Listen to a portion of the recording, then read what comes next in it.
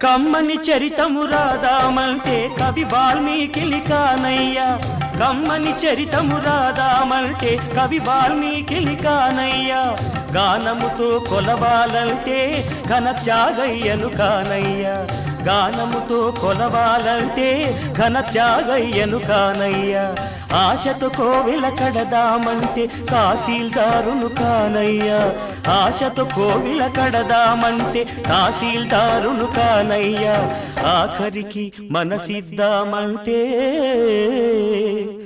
అది ఏనాడో నీదయ్యా. ఏమయ్యా ఏమయ్యా ఓ రామయ్యా,